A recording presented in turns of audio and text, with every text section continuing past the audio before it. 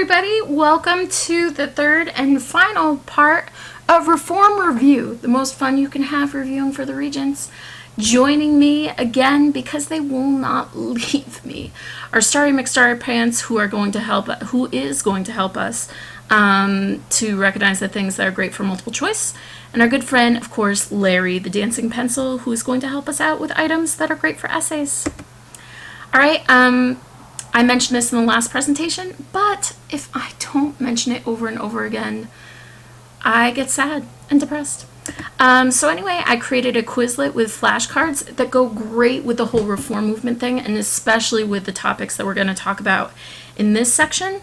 So check it out. The first thing you want to do is you want to select, take off the both sides, because otherwise you're going to see the word and the definition, and that's not a great way to study. The other thing, you can see all 15 terms right here to look at in the beginning. The next thing that you're going to see is that you can play different games with the flashcards, which is awesome. And then you can leave me a message if you'd really like to, if you have any questions. All right, so progressive, holy cannoli. I cannot tell you how important this is on the Regents. I would say probably in terms of vocab, it's the second only to the Constitution in terms of all the different things that you need to know. Now listen, we only have a certain amount of time on this tape, so I cannot keep going and going forever. Definitely want to look at your notes for this, because we go into more detail. But this will get you started to at least sort of say, hey, I remember that.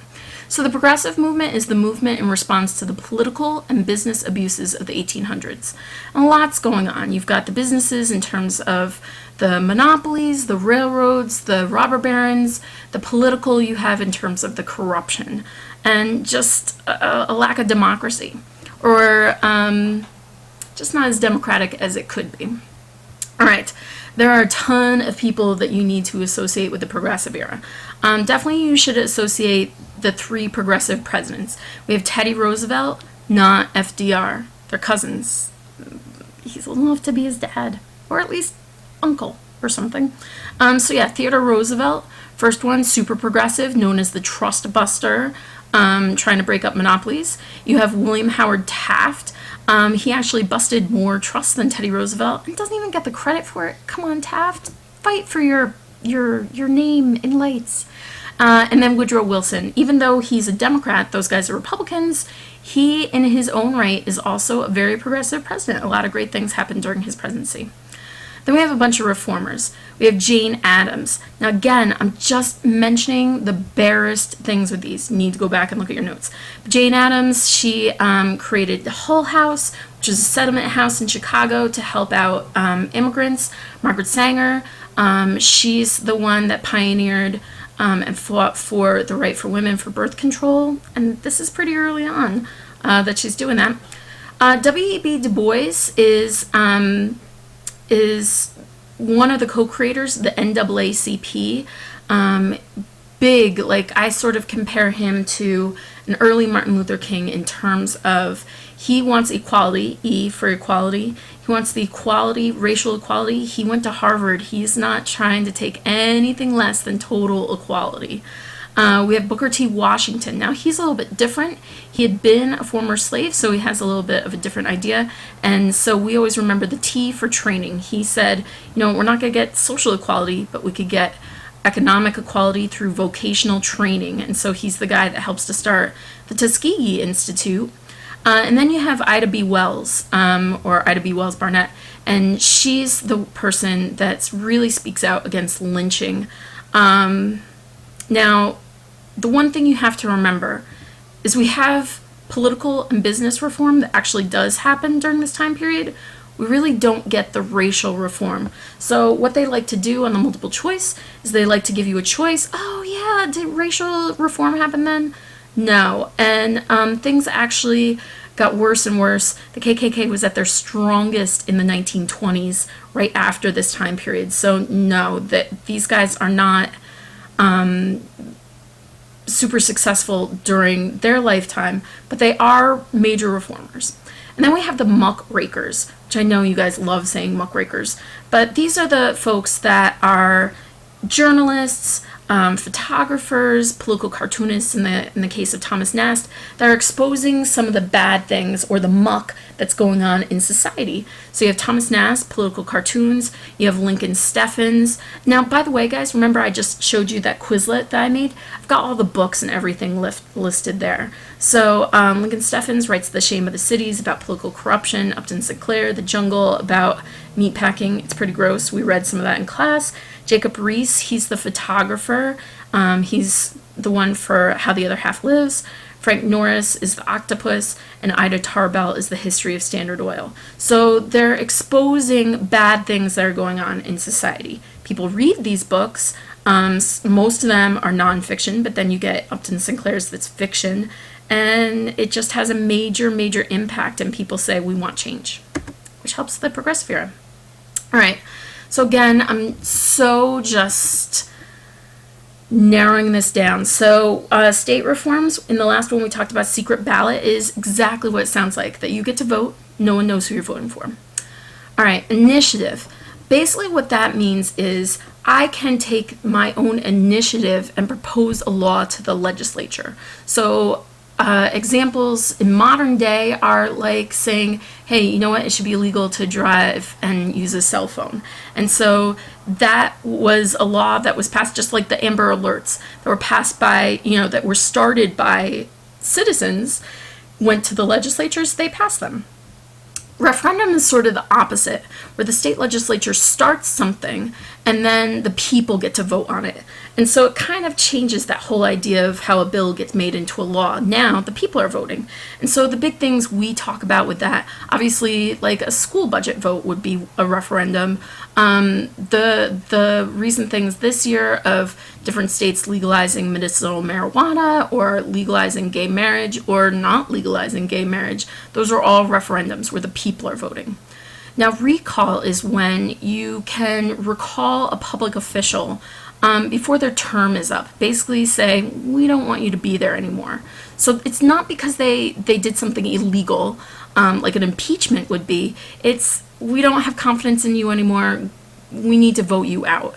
And so the big thing that we talk about with that is the California election, how Arnold Schwarzenegger became governor, where that was a successful recall. And then the recent one in Wisconsin where the governor was not recalled, where the people didn't vote for it. And then direct primary, previously candidates were selected by the state legislatures to narrow down. Now we have direct primaries. And we think about this mostly with presidential elections, but we have all kinds of primaries that happen for all kinds of different political offices. And so it's great that we get to have that vote to narrow it down, to find the party representative for that election. Federal reforms. Now I am crazy just summing these up. Consumer. So from the jungle, you get the Meat Inspection Act, you get the Pure Food and Drug Act. Environment, you get environmental conservation, where they're setting aside land, where they're trying to, the preliminary things trying to stop pollution. And then trust busting. With this, you get Northern Securities versus the United States, which actually utilized the Sherman Antitrust Act. That was Teddy Roosevelt. And then later on, under Woodrow Wilson, you get the Clayton Antitrust Act. So, like I said, guys, definitely look at your notes to get more information. And then, additionally, you get a lot of amendments passed, which is a rarity for us. We don't get a lot of amendments passed, but this is why it's a progressive era that a lot of things are happening. So you get the 16th Amendment, which says, no, we're going to have income taxes. We're going to have a tax that's based on your income. And part of the reason they did that was they wanted to reduce tariffs. The 17th Amendment gets us direct election of senators. So previously, senators were elected by the state legislatures. Now they're elected by the people. We have the 18th Amendment, which we talked about previously under reforms, which was the prohibition of alcohol. As we remember, that didn't last. It only lasted for a little over 10 years, and you get the 21st Amendment, which repeals that. And then you also get the 19th Amendment, which grants women the right to vote. All right, and our last reform that we're going to talk about is the welfare state. which is the movement to meet the needs of society. Now, this is actually pretty controversial, and it goes with the discussion of loose interpretation of the Constitution. If you have that loose interpretation of the Constitution, you say, hey, you know what? It's the government's responsibility. They need to take care of the people more than just sort of in terms of safety. They need to take care of some of their other more personal needs. And so we have two big movements where the government got very, very involved. They very much stretched the Constitution. And so we have the New Deal, which was during the Great Depression with Franklin Delano Roosevelt. So different from Teddy. This is FDR from Hyde Park near us. And so the big things you have to know are relief, recovery, and reform. And some of the items, now for multiple choice, if you can recognize them, Social Security, Tennessee Valley Authority, the FDIC, which regulates banks, the SEC, which regulates the stock market, the WPA, which provide a lot of jobs. That's good enough for the multiple choice. When you get into essays, you do need to know some more of the specifics about them. For this, I would definitely go back and look at your notes. I know we made a nifty chart. You guys were very excited about writing down the chart. I would look at that. And then you sort of have the great, you don't sort of have it, you have the Great Society, which is sort of like the New Deal 2.0. And you have this one is by Lyndon Johnson, or LBJ as I like to call him. And he liked to call himself, and everybody else liked to call him as well. So he had been actually a former New Deal Democrat, and he said when he became president in the 1960s, he says he wanted to have a war on poverty. And so he created different programs to try to help the impoverished people of America, very, very similar to the New Deal. So for education, we have Head Start.